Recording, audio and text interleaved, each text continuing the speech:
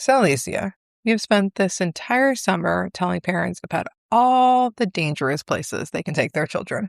Pools, lakes, water parks, trampolines, hiking trails, anywhere with fireworks.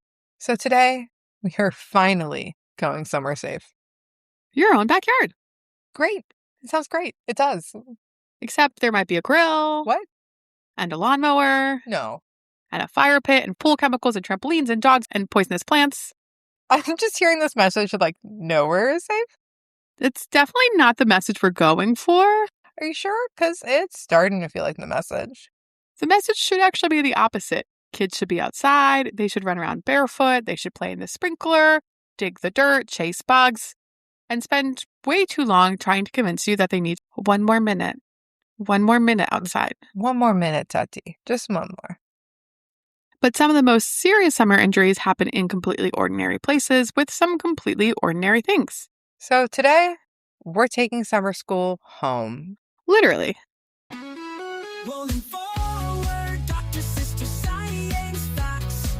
And with that, welcome back to this week's episode of the Rolling Forward podcast. I'm Dr. Stephanie Rolin. And I'm Dr. Alicia Rolin. I'm a psychiatrist. And I'm a pediatrician. We're sisters, physicians, researchers, podcasters, and we started the Rolling Forward podcast to help families make sense of health stories, headlines, and misinformation they encounter every day. And this summer, we're doing something a little different with Summer School, Lessons from the Pediatric ER. It's our series on injuries and illnesses that tend to show up every summer and the evidence behind how we can prevent them. And today, we're taking summer school to the backyard. So we're talking grills, fire pits, lawnmowers, dogs, backyard chemicals, plants, and a few of the hazards we've already encountered this summer, like trampolines. Basically, all the things standing between your child and an uneventful afternoon in the backyard. So let's get started. Okay. Where do we start? Lawnmowers. How did I know that you were going to say that? I really did. I actually knew you were going to say that. I think people dramatically underestimate lawnmowers. A power lawnmower isn't just a household appliance, it's a machine with rapidly moving blades that can cause really devastating injuries. I don't even want to ask what you've seen. The injuries pediatric emergency physicians see include really deep cuts, broken bones, eye injuries, burns, and sometimes the loss of fingers, toes, parts of feet, parts of hands. And it's not just the person operating the lawnmower who can get hurt. Is it because a lawnmower can throw things? Exactly. A lawnmower can pick up a rock, sticks, toys, dog poo-poo, whatever is hiding in the grass, and then launch it at high speed. And that's why the American Academy of Pediatrics recommends keeping young children out of the yard entirely while someone is mowing. I mean, in my mind now, I'm seeing this high velocity projectile dog poop, and that's pretty funny. But I feel like it's probably a lot less funny when it's a rock. Or when the dog poop lands in your eyeball. Noted. So it sounds like staying on the other side of the yard or watching from the porch. Those are not good options. And instead, we should stay well away from the mowing area. Preferably inside. Well, what about riding lawnmowers? Because, for a lot of families, putting a kid on your lap while you drive around, that's a tradition and something that kids love. While it's something that the children might love, it's exactly the kind of thing the American Academy of Pediatrics says not to do. And that's why we call you Dr. No. Children should never ride as passengers on riding lawnmowers. They can fall off and be run over by the lawnmower, and those injuries can be quite catastrophic. So, one of these rite of passages growing up when we were young was that you would have your own business, maybe walking dogs or mowing lawns. So is that a no-no, or can kids eventually mow lawns themselves? What are we talking about here? The AAP recommends that children be at least 12 years old before operating a walk-behind power mower and at least 16 years old before operating a riding mower.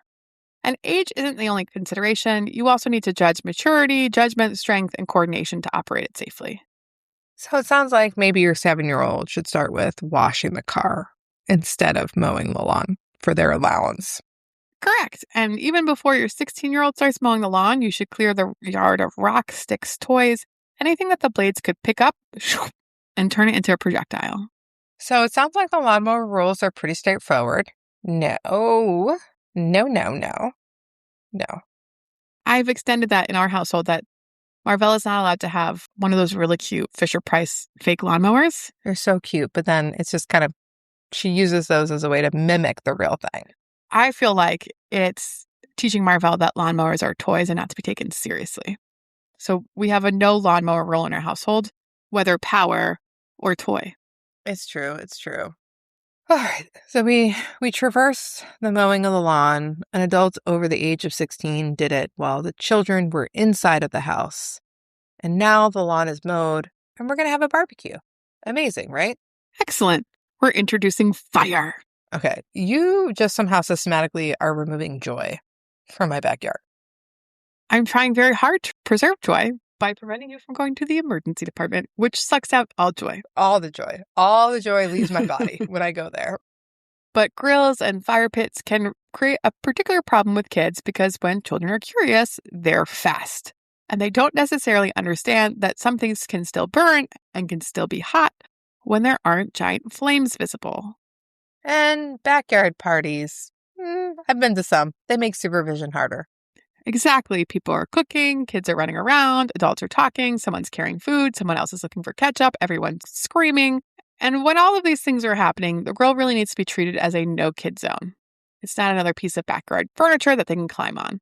The same principle applies to fire pits. Even when the fire's out? Especially when the fire is out. A fire pit, grill, hot coals, or ashes can remain hot enough to cause burns even after the flames are gone, but the child sees no fire and thinks it's safe. But no visible flame doesn't mean that it's cool enough to touch. And what about things like lighter fluid? That's another reason to think beyond the flame itself. Matches, lighters, lighter fluid, gasoline, and other accelerants should be stored where children cannot access them. And you should never pour an accelerant over an active fire, particularly when a child is nearby. So basically, even when adults are done with fire and the grill is turned off, the fire pit is extinguished, that doesn't mean that the hazard is done. Exactly. So let's move on to something so much cuter. Puppies. Talk to me about doggies. Puppies are amazing, except when they poo-poo in your house. I'm definitely hearing an except here, a but. But children are more likely than adults to be bitten by dogs, and dog bite injuries in children tend to be more severe. And here's the part I think surprises people. Many bites involving young children happen during completely ordinary interactions with very familiar dogs. So we're not talking about a strange dog running into your yard. No, not at all. We're talking about the family dog, grandma's dog, your friend's dog that you see regularly at the barbecue. Any dog can bite if it's frightened, overwhelmed, hurt, protecting something, or simply wanting to be left alone. And a backyard party, it can be a pretty overwhelming environment for some dogs.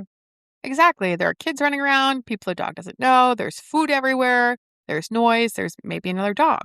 So one of the simplest CDC recommendations is always supervise young children around dogs, even trusted family pets. You can also teach kids to leave dogs alone while they're eating, sleeping, caring for puppies, hiding, or trying to get away.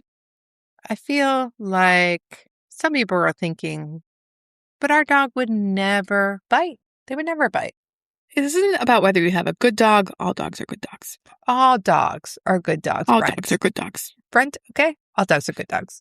Dogs communicate discomfort very differently than young children understand it, and a toddler may interpret a dog moving away as an invitation to play and chase. Or a tail is something that desperately needs to be pulled. Why else would you have one? Tails are not for pulling. Tails definitely are for pulling. That is a banger of a children's book. Tails are not for pulling. The responsibility is on the adults to supervise the interaction and give the dog space when it needs it. My dog never needs space. This is true. So let's talk about another part of the backyard that I think children find less exciting. I certainly find less exciting, which is like lawn care, including fertilizer. It's the backyard shed, the garage. Yeah. Who cares about that? You clearly haven't met toddlers. I mean, I've met one, and she does not like the outdoors because of the bugs. There's so many bugs outside. The shed is full of fertilizers, weed killers, pesticides, insecticides, gasoline, lighter fluid, pool chemicals. And, a surprising number of really toxic chemicals, but most of them are really fun neon colored. So I assume put it somewhere a toddler can't reach is the starting point. Yes, locked up, high, and out of reach. But there's another really important rule, and that's keep chemicals in their original labeled container. Don't pour weed killer into the water bottle. Don't put gasoline in a juice container. Definitely don't do that. Don't transfer a chemical into something that looks like a food or drink. Because eventually someone's going to forget what's actually in there. Exactly. And the original label matters if there's an exposure because it tells you and poison control exactly what product you're dealing with.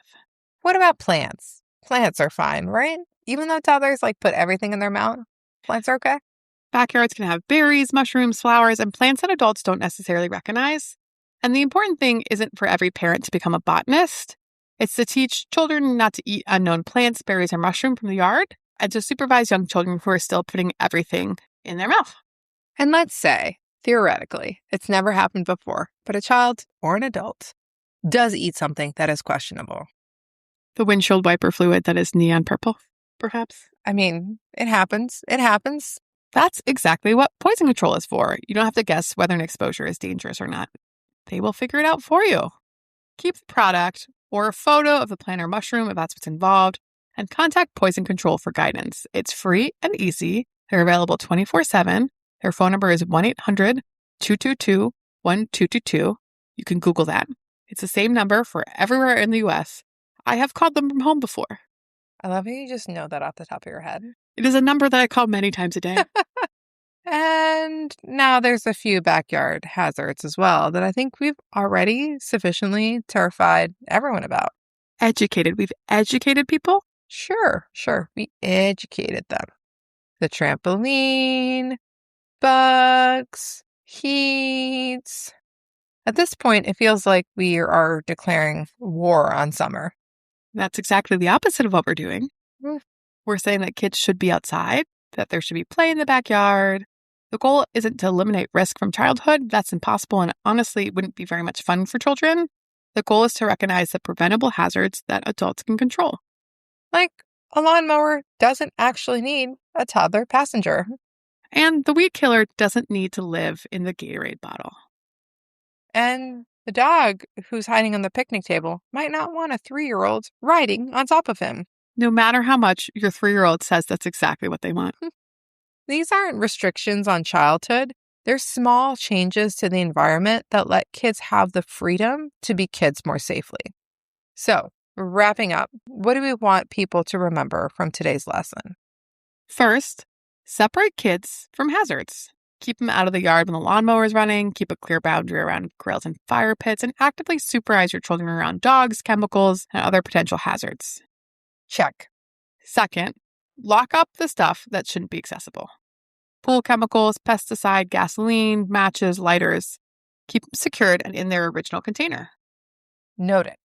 Your backyard doesn't need to be fully risk-free. It just needs to be set up that kids can explore and have fun without having really easy access to the hazards that can cause serious injuries. So with that, this is your official permission to allow children to go outside. I've been given permission all summer. With some terms and conditions. Okay. You can go outside. You just can't ride on the lawnmower until you're 16 years old. I'm fine with that. I'll take it. Rolling forward, Dr. Sister Science Facts. And thank you for listening to another episode of the Rolling Forward podcast. If you've enjoyed today's episode, make sure you follow or subscribe wherever you listen. And if you have a minute, leave us a 5-star review. It really does help other listeners find the show. And share this episode with your friends, your family, or the person you know who definitely has a ride-on lawnmower. You can also send us an email at rollinforwardshow. That's ROLIN forwardshow@gmail.com. Tell us what you think, what questions you still have, or what you want us to cover next. We always love hearing from you. And with that, until next time. Rolling forward, Dr. Sister Science Facts. Ooh. Down. Un, Jump down. deux, trois. Down. I think that works with a toddler and not a dog. Counting to 3 doesn't work for your dog. She doesn't know her numbers. 3 means I'm serious. Good job.